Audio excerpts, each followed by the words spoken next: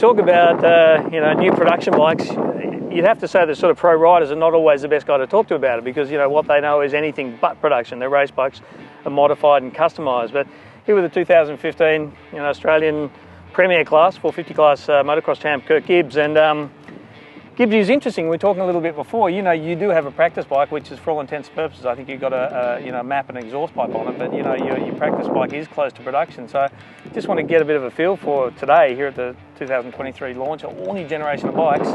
What's the obvious differences? What jumped out at you, between your 22 and 23 production bikes? Yeah, like you said, the bikes are getting so good these days. We don't have to do as much to them these days for a factory bike. So.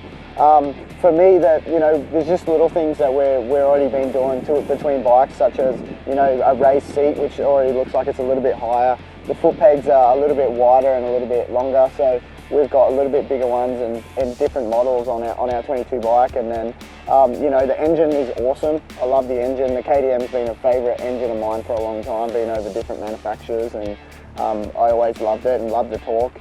That's right back there and just as good, if not better, from production. So same thing, I don't think you really need to do much to get that engine back up to a race bike. Just same thing, so maybe some mapping and a pipe, and that'll be pretty much race bike. Yeah, it was interesting, we were talking before, aside from the seat, there was a few other things, like even with the swing arm arrangement, that your race bike has actually been captured, I guess, by this new production bike. So you could say you guys are ahead of the curve, or maybe got some little insight from the factory. But just explain that a little bit, because I know you guys are running slightly longer swing arms and emulating this sort of anti-squat, which is a really big part of the philosophy of the new frame of the 23s.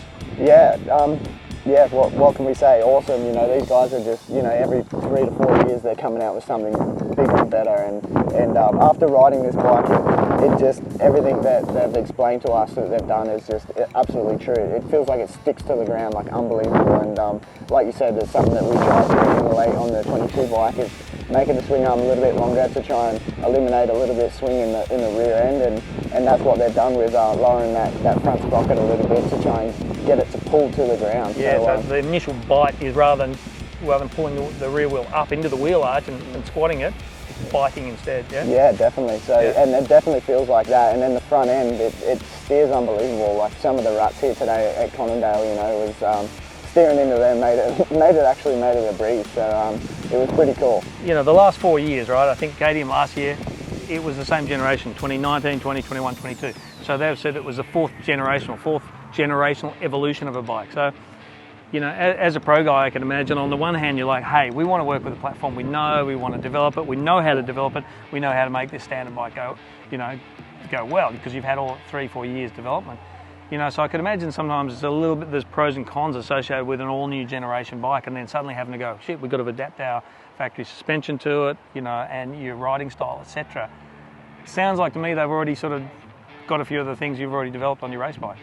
Yeah, definitely. Like you said, it's always hard when the new bike comes out. There's some unknowns, but the best thing with KTM is they bring it out early in America, so they've already been racing that bike. There's so many little good things that are just already on this bike that we won't have to work on.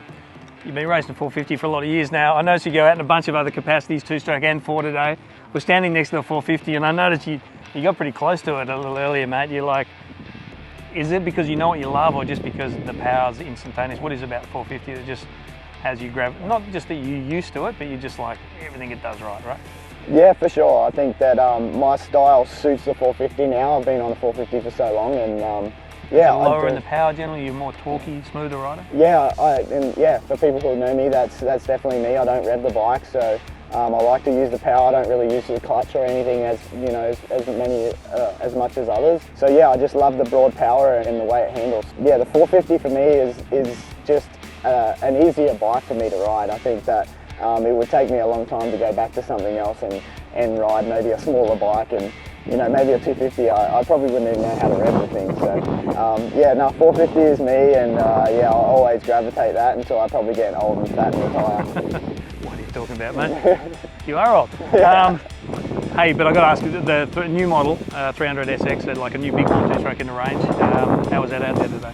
Yeah, awesome too. I couldn't believe how easy it is to ride. It's basically like a 450. I couldn't believe that, when you're in low range and you're just cruising around a corner, it wasn't a real ting-ting or a you know, wanted to stall out. It was an easy, just so cool to see KTM keep developing that two-stroke. And the injection on the thing, so yeah, pretty special. Mate, it was awesome seeing you tear the bag out of it out there today. We had all day, I mean, glorious sunshine. We've just come out from the most shithouse weather from weeks on end in Sydney, so awesome to catch up with you, the whole KTM crew, and pretty cool to be involved. You know, what is one of the most significant new generation, you know, model range launches in a lot of years, hey? Yeah, completely. Like you said, the weather turned it on. The track was a little bit wet, but it's come around and turned into some awesome ruts. And yeah, we had a lot of fun here today. We've had some good riders out here, and yeah, like you said, we had a good day and got to try the whole range. So it's been something special, and it's not something that you get to do every day. Is try such an iconic brand and get to ride every single bike. Absolutely. So what do we do now at the end of a race day, mate? Like, you massage, me a beer, or a couple of red wines tonight back at the hotel? Yeah, that's it. Yeah, we'll knock a few back. All right, mate. Good to spend some time with you. Cool, thanks, mate.